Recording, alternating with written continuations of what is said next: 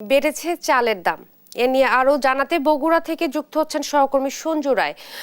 সঞ্জু, চালের দাম হঠাৎ করে কেন বাড়ছে জানতে পেরেছেন কিনা আমাদেরকে জানাবেন। ইশরাত, হঠাৎ করে কিন্তু বেড়েছে সব ধরনের মোটা চালের দাম। আপনি জানেন যে ফেনী সহ দক্ষিণ অঞ্চলে কিন্তু যে বন্যাটি হয়েছে সেই বন্যায় কিন্তু ত্রাণ কার্যক্রমের জন্য মোটা চালের চাহিদা কিন্তু বেড়েছে এবং সেই মোটা চাল কিন্তু অনেকাংশে চাহিদা পূরণ হয়েছে এই উত্তরবঙ্গ থেকে। এবং গেল কয়েক সপ্তাহ ব্যবধানে হঠাৎ করে কিন্তু মোটা চালের কেজিতে 4 থেকে 6 টাকা কেজি বেড়েছে।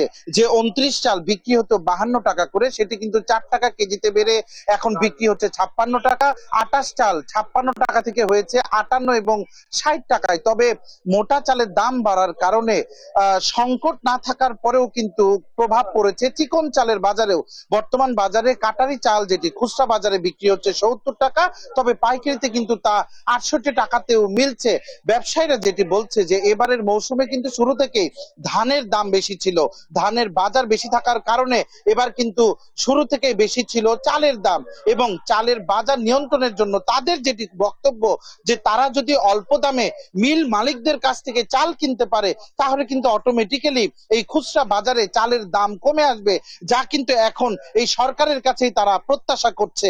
আমরা একটু সরাসরি কথা বলবো এই রাজাবাজার ব্যবসায়ী মালিক সমিতির সাধারণ সম্পাদক পরিমল প্রসাদ রাজের সাথে, যে চালের বাজারে অস্থিরতা কেন এবং বাজার মনিটরিং এ আপনারা কি ব্যবস্থা নিচ্ছেন। ধন্যবাদ। আপনারা জানেন যে বন্যার কারণে পর্যাপ্ত পরিমাণে চাল, ওই মোটা চালটা বেশি গিয়েছে।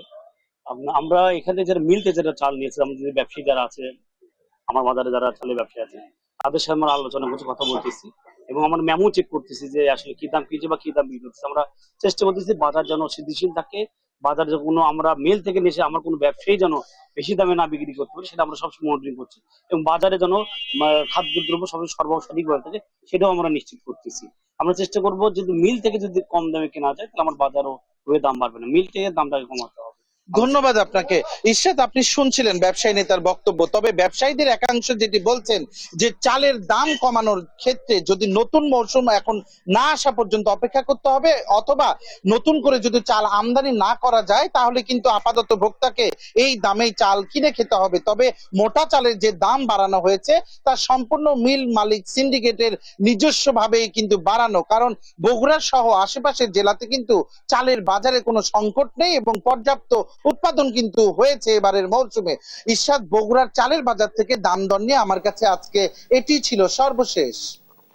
আপনাকে ধন্যবাদ। বগুড়া থেকে চালের বাজার দর নিয়ে বলছিলেন সহকর্মী সঞ্জু রায়।